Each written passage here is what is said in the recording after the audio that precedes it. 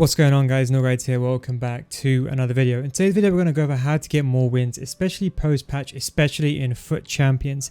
There's going to be some tips to help you get that extra couple of wins to push to Elite 3 for the first time, push to gold. Well, I can guarantee you these tips will give you at least a couple of more wins. These are simple and scientific tips that, statistically speaking, will help you get more wins. That won't change the way you play. It's going to be some small minor increments that you can add to your game to take your game to another level.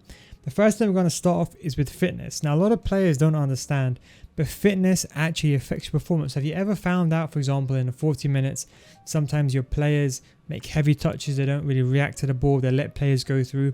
Well, that's all attributed to fitness. Now, here's just a picture here on the screen, as you can see.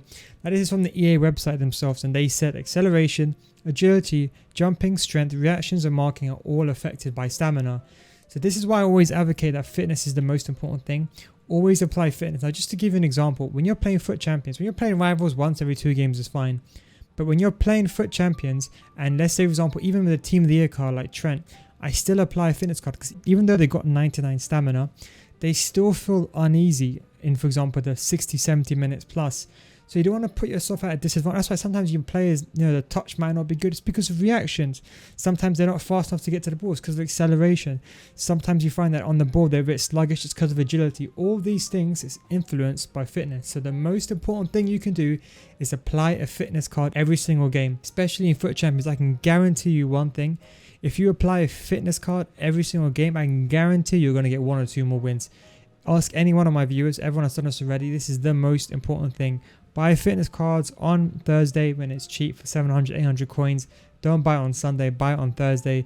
And it's only going to cost you, what, 10k? Let's say you buy them at 600, 700. It's only going to cost you 10k more than what you're playing already. And that could be a difference between gold 2 and gold 3. So you're going to make more money on return anyway. And by the way, don't just think it's just my team. I can still get, by the way, Elite 3 with a 15k gold team. You can give me any team, I can get Elite 3. That's not the issue. So don't just think it's because of the players I have. I also play with very cheap teams. So even, I'm just trying to give you an example that even with the best of teams, you still need to apply a fitness card every single game. The second thing is don't quit your games. Now, people always say, but you know what? No, oh my God, I can't believe I've lost the game. I'm going to quit. This is legit the worst thing you can do. Now, the reason why is the way FIFA works is kind of, there's, in some respects, it's kind of like an ELO rating. So what it is basically when you're in a game, every time you win a game, you get like a rating. So the ELO rating goes from 0 to plus 15. So this is how kind of EA ranks you. They don't say, for example, what's the regions, but they say this is how they rank you, okay? So let's say, for example, if I've won 15 games and lost 0, my ELO will be 15-0. If you won, for example, 7 games, but you ended up losing, let's say, around 8 games, your ELO is going to be, it would be 1 because you won 8 games minus 7. So technically ELO will be 1. But sometimes you might see players that are 50-0 playing players that are maybe like, 8 and 7. You're thinking, what is going on? The reason why is because when people quit their games, they don't count as losses to ELO. So actually quitting your games is going to do 2 things. 1, you're not going to get the rival points. But 2, more importantly, it's going to make your games hard in the long run. That means instead of playing, let's say, for example, let's say you're 8 and 7. Instead of playing, for example, someone in silver or maybe someone in gold, you might end up playing a top pro player or someone who's an elite player. So don't quit your games. That's why a lot of players, they quit their games and find their games are getting harder. It's because your ELO doesn't get affected when you quit games. So do not quit your games. Just stay in a game. If you're angry, worst case scenario, just, put your controller down. But just don't quit a game. Please do not quit a game. It's very, very important. And on that note, a simple thing you can use is defensive formation. This is one thing that I always see a lot. When I do coaching, people always say to me, 70 minutes, the game's against me. Somehow I'm winning and I lose. The reason why this happens is because you don't have a defensive formation. Now, I could tell you after playing the game for many years, almost 2 decades, if I want to lock a game out, there's no way my opponent's coming back. The problem is most players is like, let's say, for example, you're playing a 4-4-2. Most players, they continue to play the same attacking formation up until the 90th minute. Now, this is bad. Now, let's say, for example, your opponent is losing 2-1. There's 10 minutes left in the game.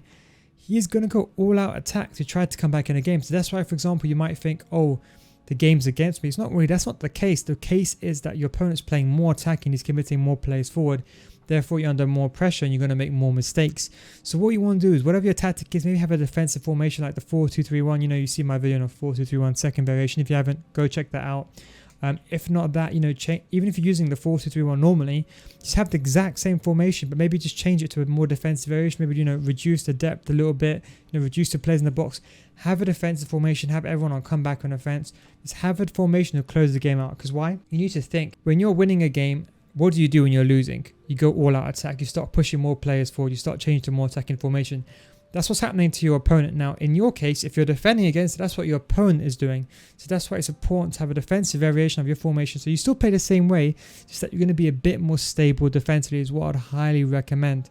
And on that note, psychologically speaking, try to take a break. And I'm not saying take an hour-long break after every game. I know it's not feasible.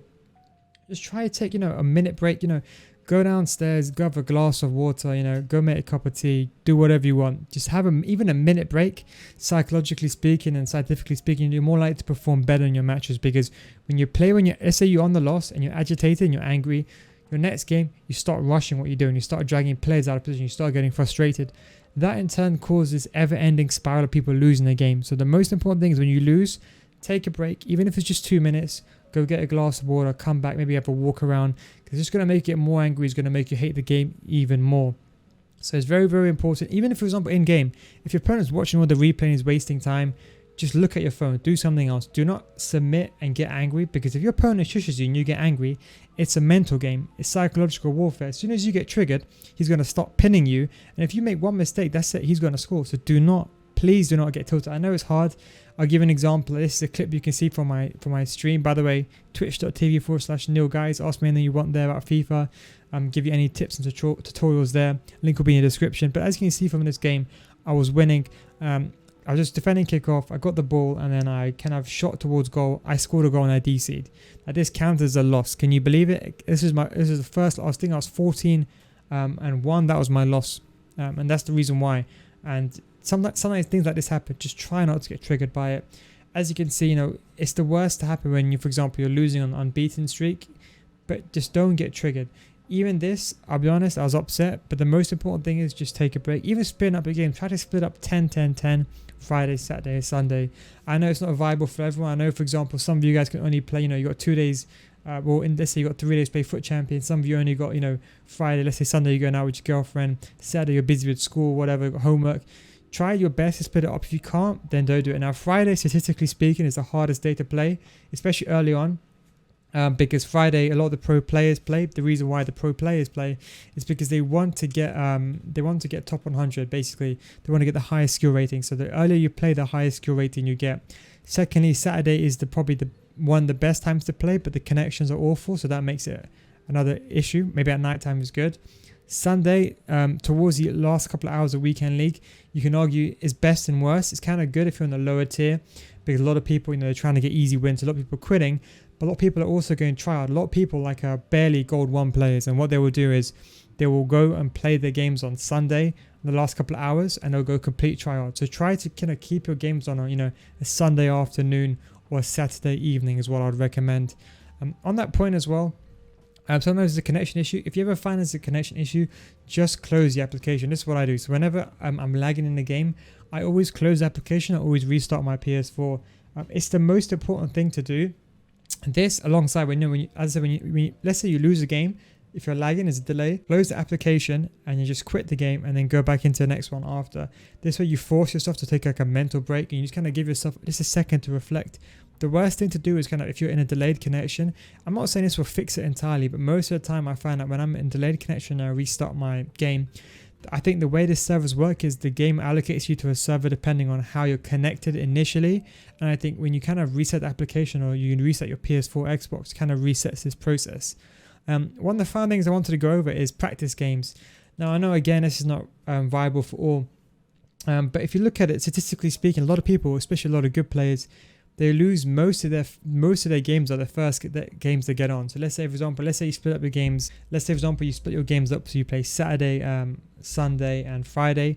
Let's say if you play Friday, Saturday, Sunday, most of the time, your first game, you're not going to perform that well. Now, maybe in the first couple of games, it's not that bad because you're not playing the best of opponents. But let's say, for example, you're on 20 wins. Let's say you're 20-4 and you're going for Elite 3 and you start playing again on Sunday. You're going to be matched against someone who's on an equal level as you. And that is why, for example, you might just get a loss straight away. That's why I would always recommend just play a rivals game. It depends where you are in rivals. I mean, I'll only say play like if you relegate yourself for the FUT swaps, maybe it's not the best of ideas, because you know, if you play a practice game in like Division 7 but you're like a Division 2 player, you're going to feel too lax, too nonchalant in your behavior, and it's not going to work out. But if you're like a Division 3 player and you're in Division 3 and you get, for example, like gold, you barely get gold 1, but you want to push to it, then I'll say play a practice game first. And on that note, people always ask me this question: why do I always get 15 games? The first 15 games are easy. You know, I'm like 10-1, and as soon as I hit 15, I start capitulating, end up getting 17 and 13 or whatever. The reason why is the first 5 games, typically speaking, are ranked games. You can basically play anyone the first 5 games. After that, the next games up until gold 3 are easy as well. Now, for me, it might be easy, but for you, it might not be. I mean, if you ask a top 100 player, I'm sure every single game he plays is easy, par like 1 or 2 games in the weekend league. Same way if you ask, for example, you know, a silver player, how many games are easy? They're probably saying be the first 3, then after that it's too hard.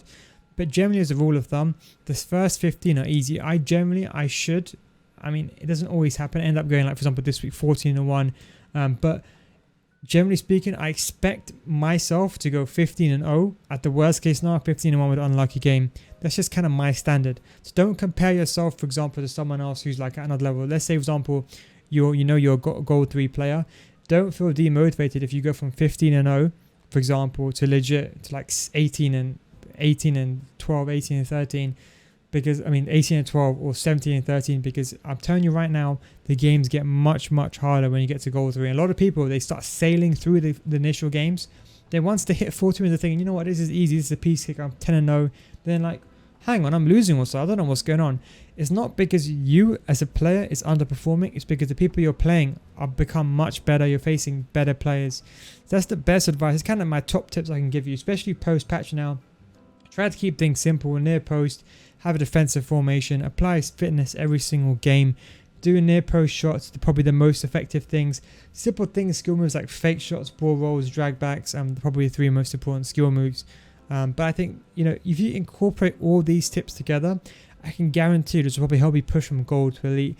If any of you guys are my viewers already, you guys probably know some of these tips.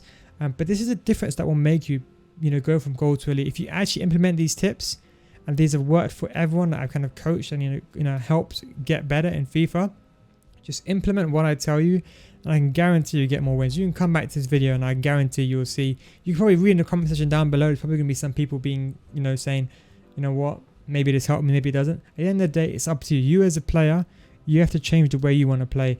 I'm not saying you have to park the bus and hold the ball, but I'm saying you've got to do what you can in your favor that can improve your odds of winning games. Anyway guys, thank you very much for watching. That is my how to get more wins, especially post-patch in FUT Champions. If you do want any more videos like this, just let me know in the comment section down below. I read all comments. Obviously, it's hard to reply to every single comment. Obviously, don't forget to follow me on twitch.tv/NeilGuys. Link will be in the description. And if you want access to FIFA School, where I kind of have some in-depth videos, hours and hours of footage explaining how to become a better player, link will also be in the description for that as well. Of course, a free money-back guarantee if it doesn't work for you. Thank you very much for watching. Take it easy, boys, and I'll catch you in the next one. Peace out.